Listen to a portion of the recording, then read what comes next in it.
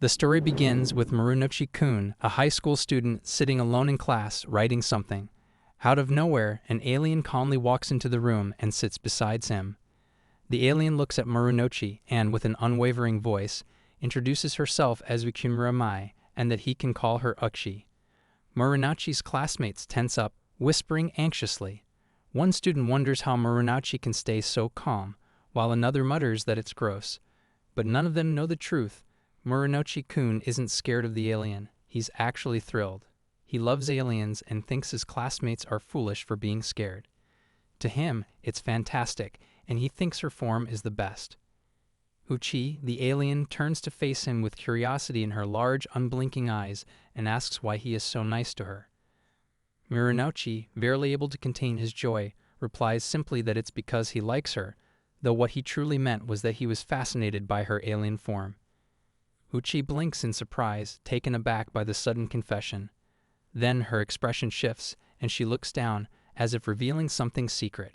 She admits that she's been deceiving him.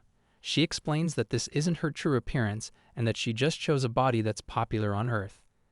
There's a pause as she hesitates before admitting that she was scared people would be repulsed if she showed her true appearance.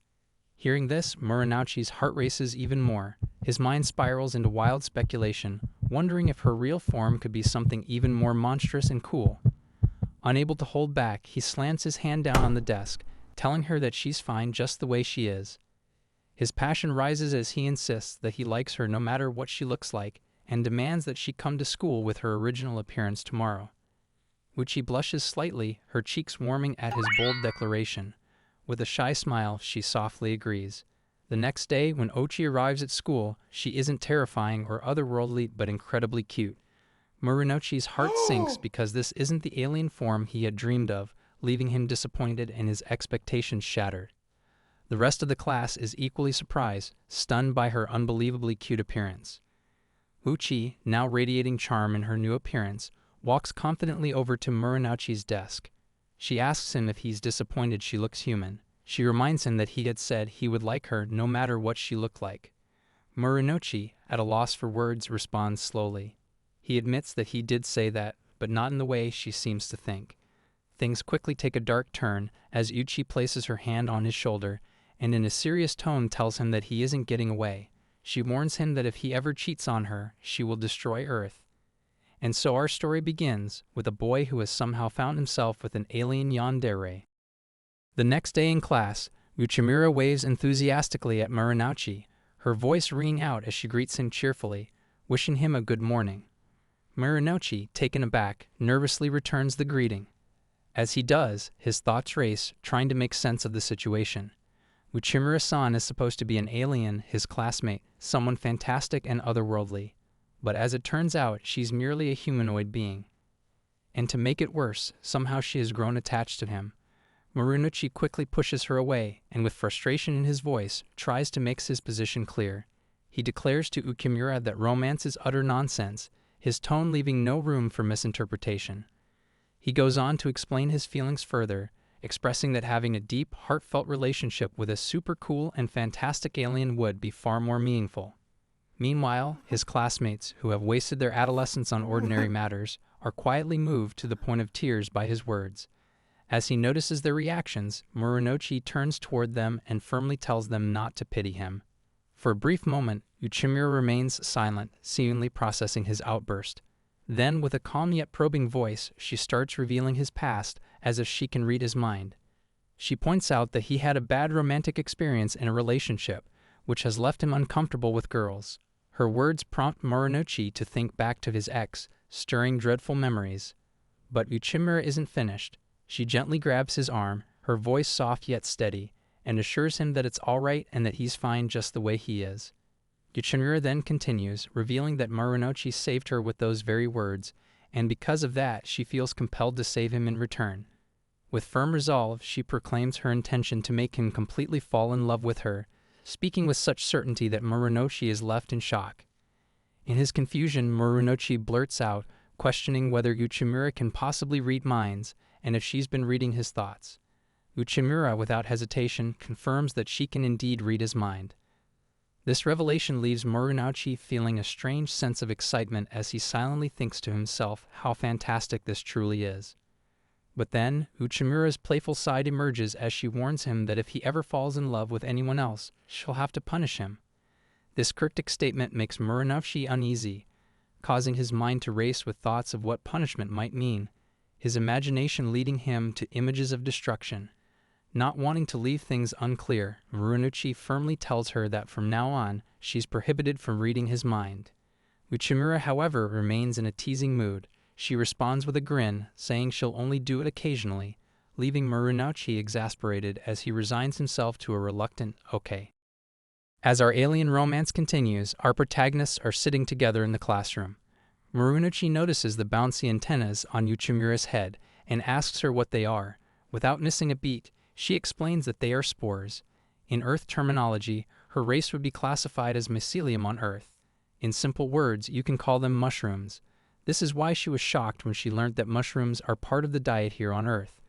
Murunouchi quickly connects the dots, replying that this must have been one of the reasons why she was scared at first. Uchimura, not denying it, casually admits that Maytake mushrooms are super delicious, leaving Murunouchi bewildered. He quickly questions her with surprise, realizing that it doesn't bother her at all. Uchimura, continuing the conversation, reveals a personal connection, telling him that the May in her name is the same character as in Maytake mushrooms.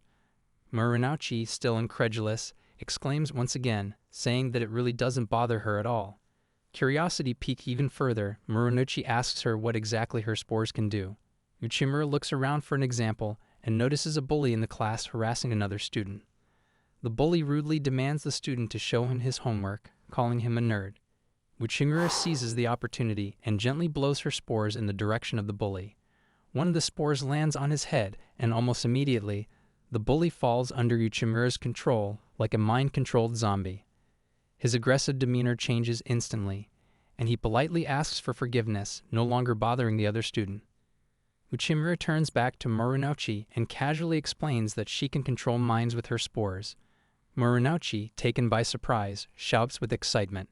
But then, in the next instant, a wave of realization hits him. He starts to worry, thinking that Uchimura could use this power to control him as well. His excitement rises as he blurts out that being dominated by an alien would be fantastic, but still, the thought troubles him. Uchimura gently places her hand on his face and tells him not to worry. She won't do anything like that to him. With a playful wink, she adds that if she can't capture him through her own abilities, it would be meaningless. She playfully tugs at his cheeks, teasing him with a smile. Uchimura goes in for a kiss, confident that her love will triumph in the end. It's another day at the school with nothing out of the ordinary, when suddenly something extraordinary happens. The ground starts to tremble, and an earthquake begins to shake the room. Murunouchi immediately takes notice, realizing it's a pretty big earthquake. As he glances around the room, he notices Uchimura looking extremely panicked. In her anxiety, she reverts back to her temporary alien form, much to Murunouchi's surprise. Murunouchi calls out to her, asking if she's okay. Uchimura, still clearly alarmed, expresses her confusion, admitting that earthquakes don't exist on her planet. Hearing this, Murunouchi takes it upon himself to explain. He tells her that tectonic plates on Earth move around, and when they collide with each other, earthquakes happen. Uchimura, still shaken, responds that Earth is scary, her voice trembling with fear. Murunouchi, noticing her growing fear, takes advantage of the situation by casually mentioning that there are quite a few earthquakes happening today. Hearing this, Uchimura becomes even more frightened. She remains in her defensive form, which prompts Murunouchi to ask her why she transformed. She explains that this form is a defense mechanism used by her species in situations of danger. Murunouchi watches her closely, taking in her appearance. His inner thoughts reveal his growing admiration for her, noting that Uchimura, even in her panicked state, has a cute side to her. But more than that, he marvels at her form, finding it fantastic in every way.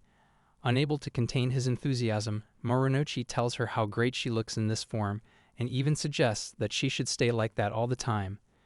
Days pass, and the scene shifts to another moment in class. Yet another earthquake strikes, causing a stir among the students. But this time, Uchimura remains as calm as a cucumber, leaving Murunouchi surprised.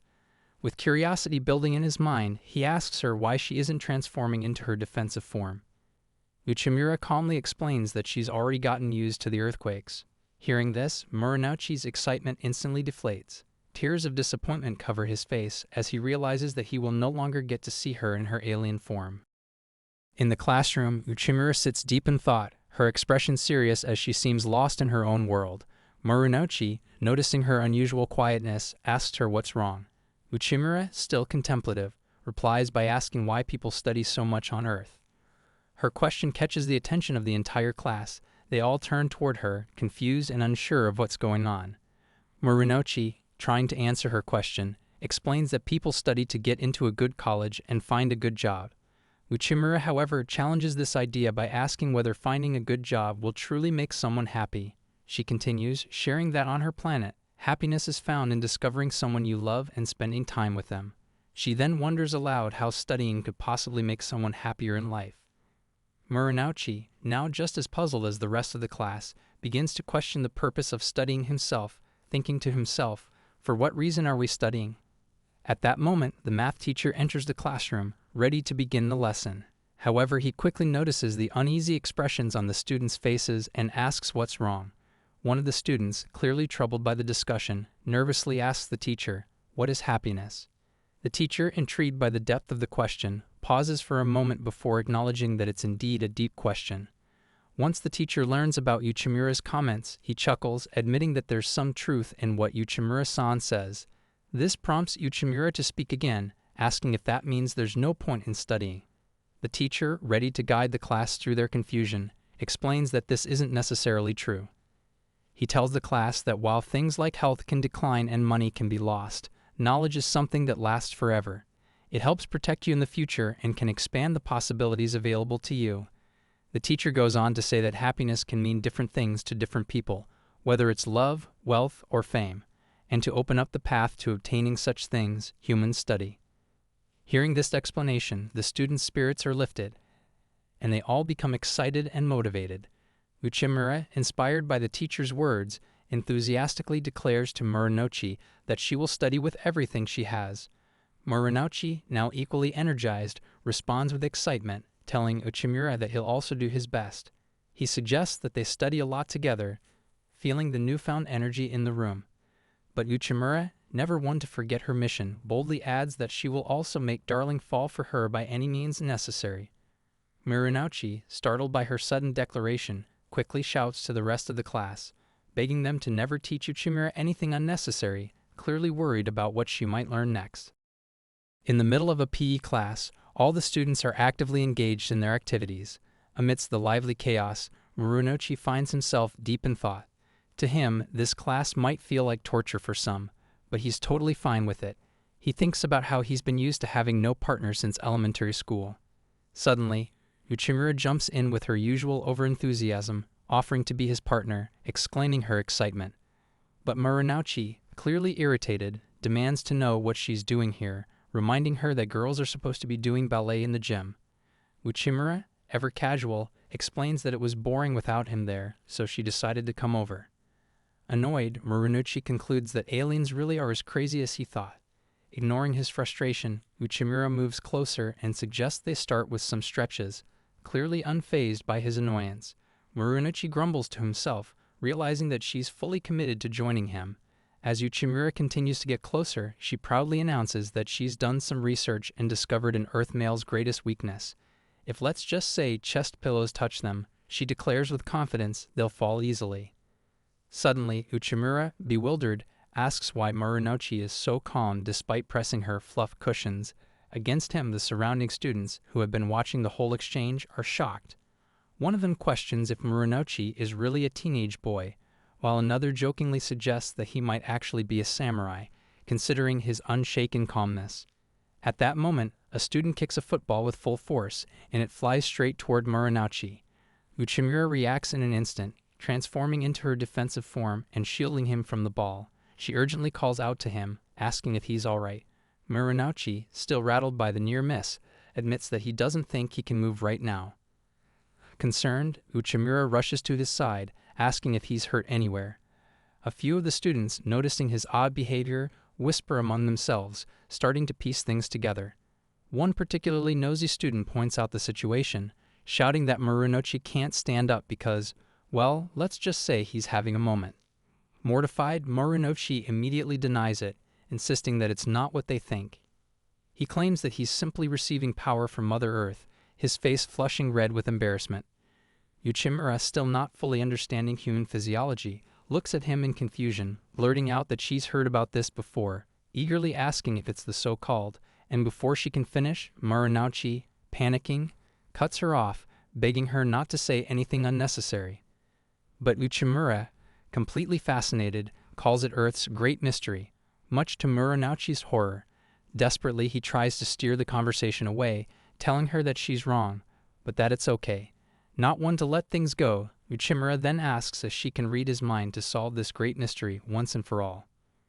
Marunouchi, reaching his limit, yells in frustration, absolutely refusing to let her read his mind.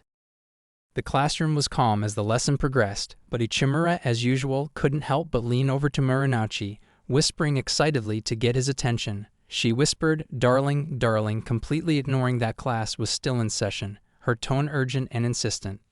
Marunouchi, trying to remain focused and feeling a bit annoyed, turned to her. He responded with a serious tone, asking her what was up and reminding her they were in the middle of class and that she needed to be quiet.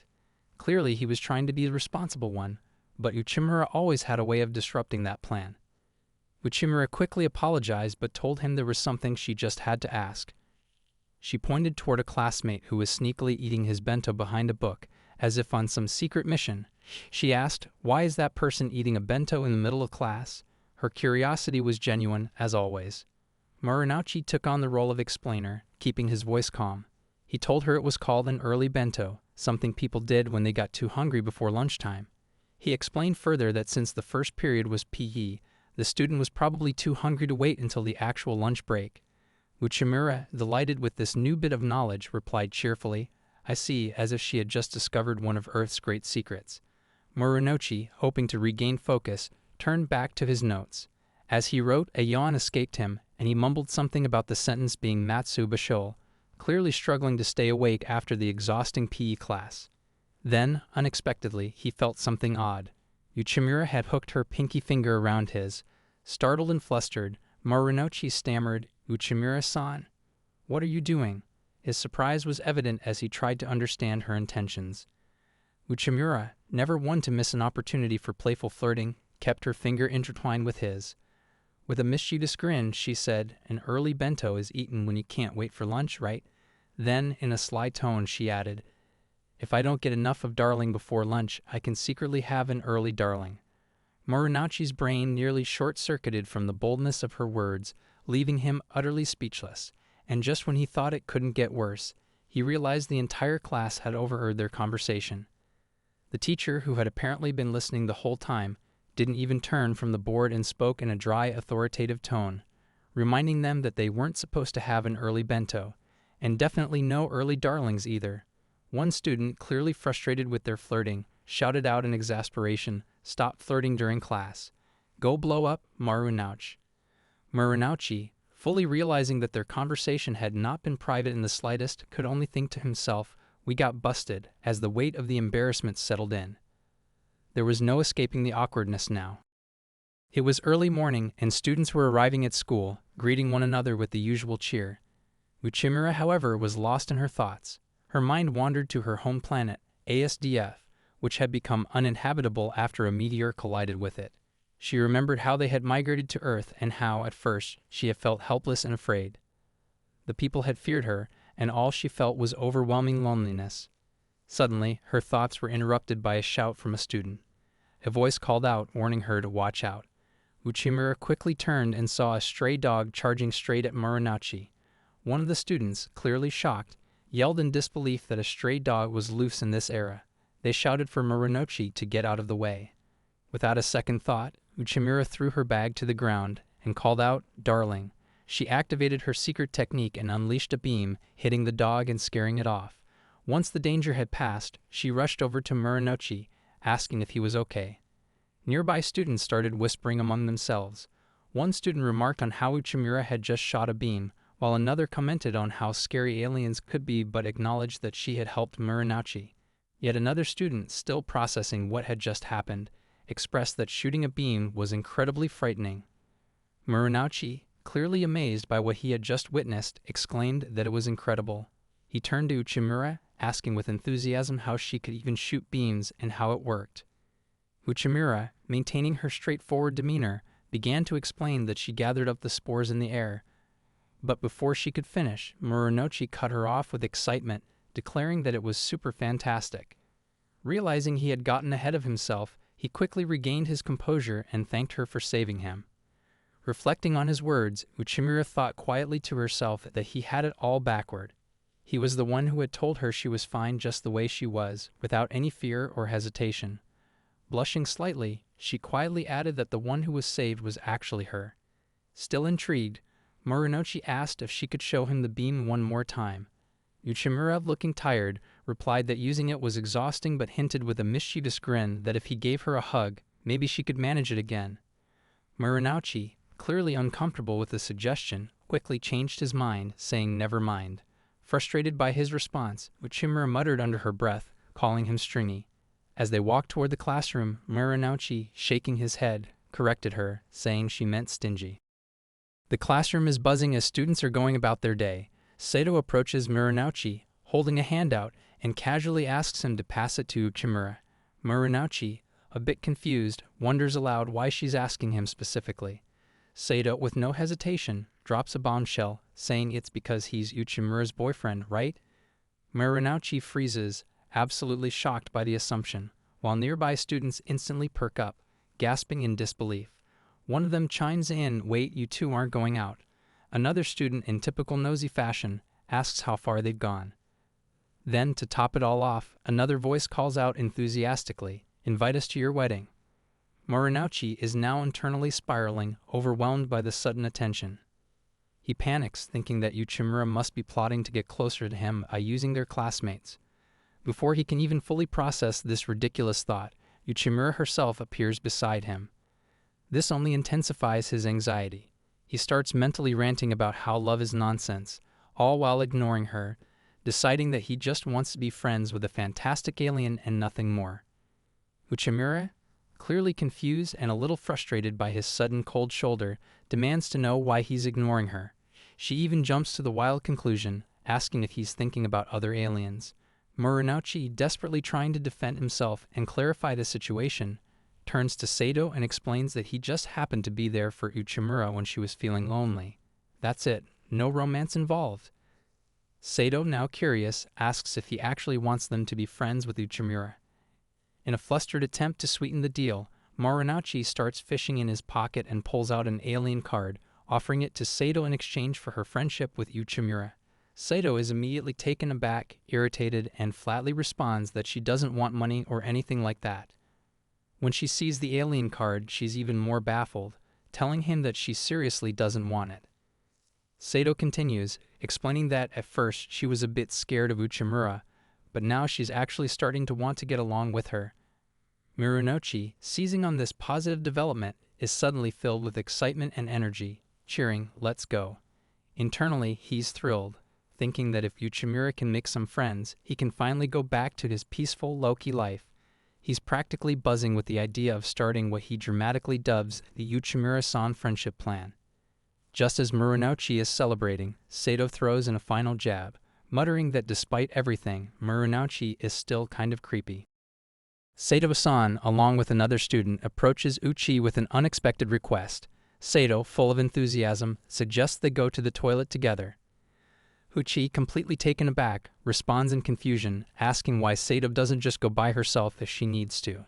She feels this is not something she should be involved in. Sato, feeling a bit rejected, turns to the student beside her and whispers, wondering if she's just been turned down. The other student quickly assesses the situation and comments that Uchi probably doesn't understand what's going on. Meanwhile, Uchi stands there, still confused, not sure how the conversation has gotten to this point. Sato and her friend exchange amused looks before Sato begins explaining further. She tells Uchi that Japan has some peculiar aspects to its culture, a little secret that might not be obvious to everyone. Sato goes on to elaborate, saying that this whole bathroom thing is a way to get closer to someone. But before she can finish, Uchi suddenly lights up, thinking she's figured it out. She excitedly says it must be that bathroom buddy thing she's heard of before. Sato, caught off guard by Uchi's enthusiasm, responds nervously, saying that a high school girl really shouldn't put it that way. Trying to clear up the situation, Sato explains that going to the bathroom is just an excuse. What really happens is that people chat while looking at the mirror. Sato then summarizes it, calling it a kind of ritual, something meant to deepen the bonds between friends. Uche, fully convinced now, exclaims that this ritual is super duper awesome. Later, Uchi finds herself in the men's toilet, standing next to Muranochi, who is clearly uncomfortable with his hands tied. He nervously asks how Uchi came to such a strange conclusion. Uchi, still excited, explains that she just learned about it today. She says going to the bathroom together is a way to deepen the bond between them. Muranochi, desperate to maintain some normalcy, reminds her that this is something meant for her classmates, not for the two of them.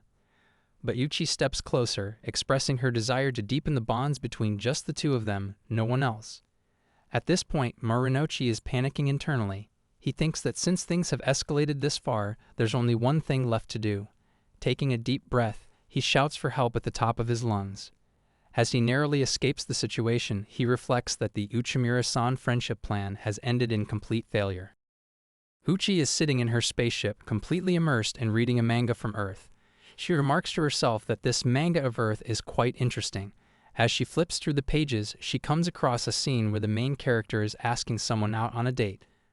Feeling a pang of jealousy, Uchi mutters that she also wants to go on a date with Darling. Then, catching herself, she contemplates that since it's Darling, he'll definitely, probably. Her thoughts drift back to a conversation with Muranochi, where he had said he was busy watching a space film that weekend and added that he'd never hung out with a friend before. Uchi, clearly unsatisfied with his response, thinks that it's times like these that call for action. Determined, Uchi sends one of her spores to Sato-san, seeking advice.